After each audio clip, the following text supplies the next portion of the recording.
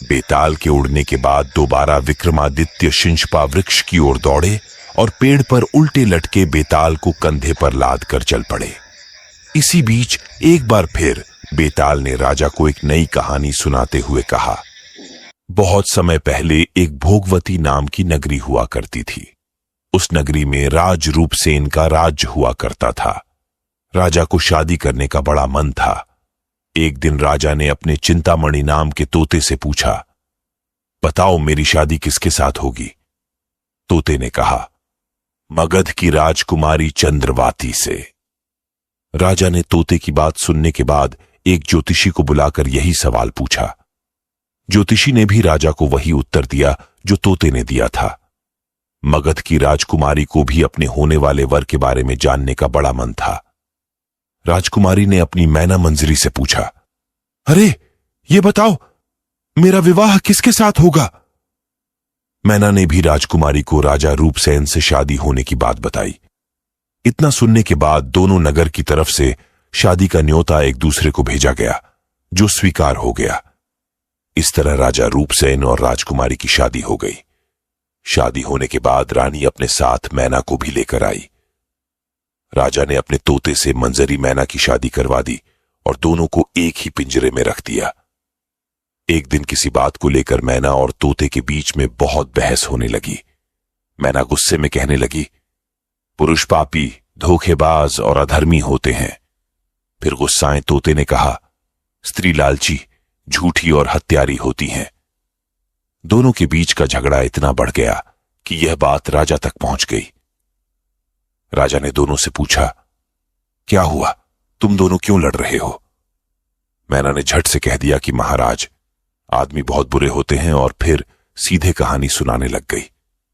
सालों पहले इलाहापुर नगरी में महाधन नाम का सेठ रहता था। उस सेठ के घर शादी के कई सालों बाद एक लड़का पैदा हुआ। महाधन सेठ ने उसका बड़े ही अच्छे से पालन पोषण किया। अच्छे संस्कार मिलने के बाद भी सेठ का बेटा बड़ा होकर जुआ खेलने लगा। जुए की लत में वो सारा पैसा जुआ खेलते हुए हार गया। इसी बीच सेठ की मौत हो गई। जुए की लत की वजह से न तो लड़के के पास पैसे बचे और न पैसा कमाने वाला बाप, तो लड़का अपना नगर छोड़कर चंद्रपुरी नगर पहुंच गया।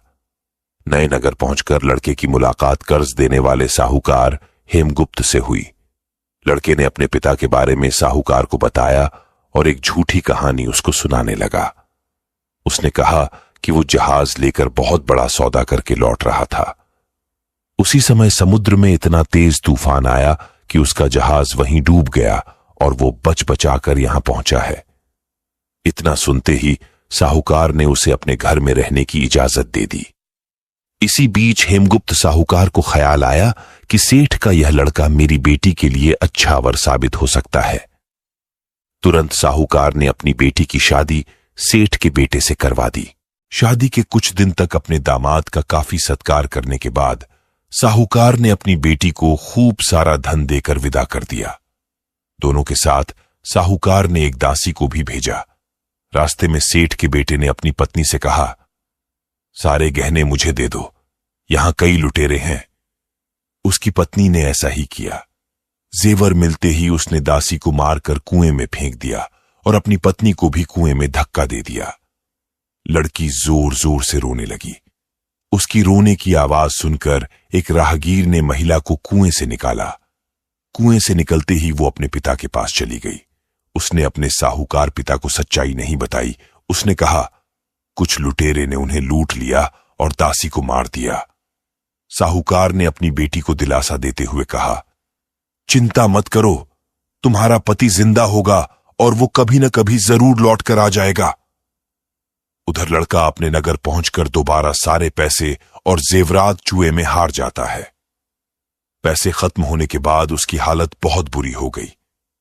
इससे परेशान लड़का दोबारा साहूकार के पास जाता है। वहां पहुंचते ही उसकी मुलाकात पत्नी से होती है। वो उसे देखकर बहुत खुश होती है और बताती है कि उस दिन जो कुछ भी हुआ उसने अपने पिता को नहीं बताया है। वो उस झूठी कहानी के बारे में अपने पति को बताती है। जैसे ही साहूकार अपने दामाद को घर में देखा तो उसने उसका स्वागत किया।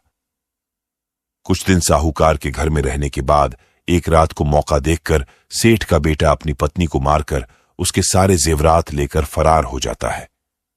ये कहानी बताने के बाद मैना कहती है, महाराज, ये सब होते हुए मैंने खुद अपनी आंखों से देखा है। यही वजह है मैं आदमियों को पापी कहती हूं। मैना की कहानी सुनने के बाद राजा तोते से कहता है, अब तुम बताऊं स्त्रियों को बुरा क्यों कह रहे थे? ये सुनते ही तोता भी कहानी सुनाने लग जाता है। वो बताता है कि एक समय वो कंचनपुर में सागरदत्त नाम सेठ के यहां रहता था।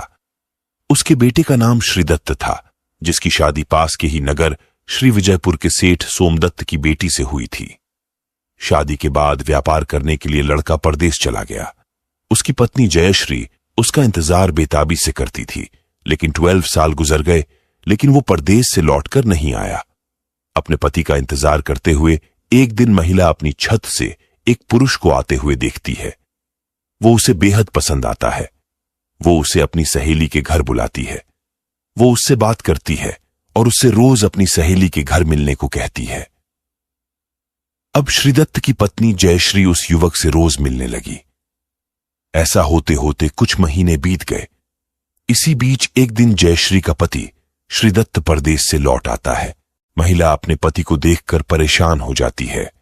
थका हारा श्रीदत्त आराम करने के लिए बिस्तर पर लेटते ही एकदम सो जाता है।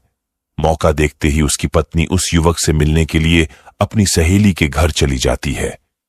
रात को उसे बाहर जाते हुए देख एक चोर उसका पीछा करता है। वो देखता है कि वो किसी घर में चली गई। अफसोस, वो युवक सांप के काटने की वजह से मर जाता है।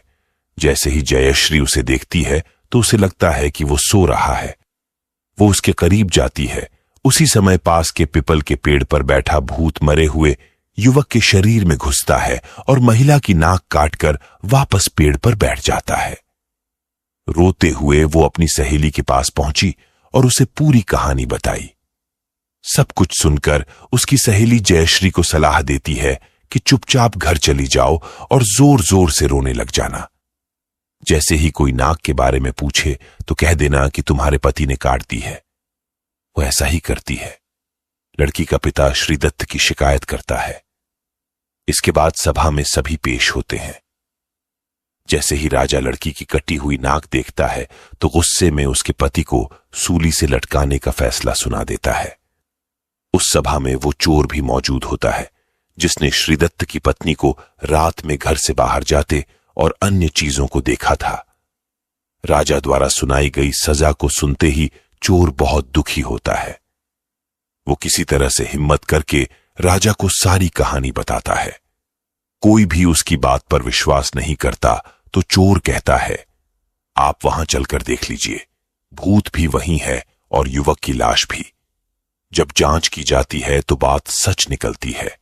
ये बताकर तोता कहता है, राजन, महिलाएं इतनी दुष्ट होती हैं। इतना कहकर बेताल राजा विक्रमादित्य से कहता है, बताओ महिला और पुरुष में से ज्यादा पापी कौन? राजा कुछ देर सोचकर बताते हैं, महिला ज्यादा पापी है। बेताल कहता है, कैसे? राजा ने जवाब में कहा, विवाहित होने के बावजूद महिला की पर पुरुष पर नजर थी और उसने अपने पति को धोखा दिया। कहानी से सीख, इंसान को कभी भी झूठ नहीं बोलना चाहिए। झूठ बोलने का परिणाम हमेशा बुरा ही होता है।